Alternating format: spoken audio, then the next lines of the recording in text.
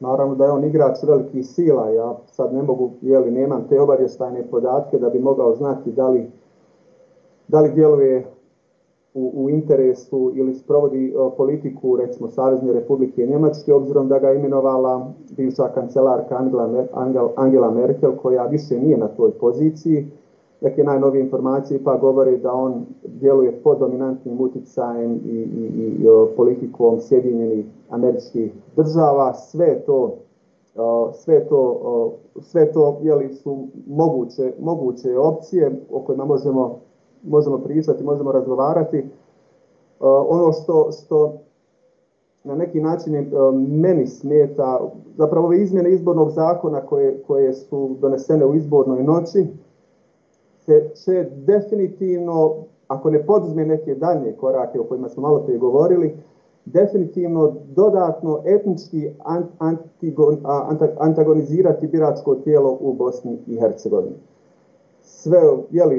Zapravo jača se pozicija etničkih stranaka i političko organizovanje i djelovanje političkih stranaka koje djeluju na principima građanske demokratije i primarnosti građanskih prava. Prostor njihovog djelovanja će biti znatno manji, ali to je, ne trebamo zaboraviti, nije ništa zapravo novo. Ja nikada nisam imao iluziju da će međunarodna zajednica, odnosno visoki predstavnik koji zapravo provodi, personificira zapadni pristup Bosni i Hercegovini, zapravo ako se sjetimo od Kutiljerovog plana do Dejtonskog mirovnog sporazuma, međunarodna zajednica, zapravo dominantno politički zapad, je prihvatio koncept jedinstvene Bosne i Hercegovine, suverene Bosne i Hercegovine, ali Bosne i Hercegovine u kojoj će tri naroda institucionalno i teritorijalno, nažalost, dijeliti političku vlast. Tako da nisam imao nikakve iluzije da će ovaj visoki predstavnik ili u perspektivi neki drugi odustati od tog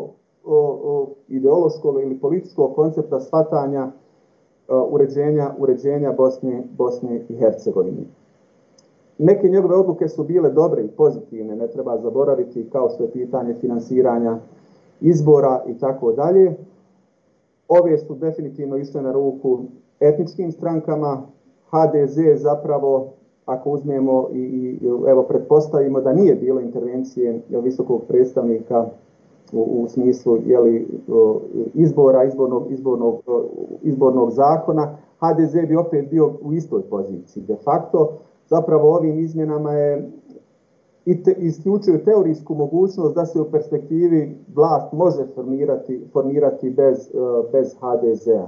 Vidite, kao neko ko proučava i bavi se proučavanjem političkih sistema više etničkih država, liberalno-demokratskih država i tako dalje, nisam neko ko zagovara ili ko smatra da bi bilo dobro da se Hrvati, govorim pod navodnicima Hrvati, isključe iz federalne vlasti. Ne radi se o tome, ali se radi o tome da se uspostavi u proceduralnom smislu takav politički sistem i takva institucionalna, ustavna i zakonska rješenja koja neće omogućiti bilo kojoj političkoj stranci, bio to HDZ, sutra SDP, SDA, nije bitno, da može blokirati političke procese u federaciji. To je taj suštinski problem i to je fokus, ukoliko bi visoki predstavnik htio zaista da nam pomogne, a ima ovlasti da to može učiniti, jeste da uz pomoć svojih pravnih eksperata i savjetnika, vjerujem da ih ima dovoljno, da donese takva rješenja koja će isključiti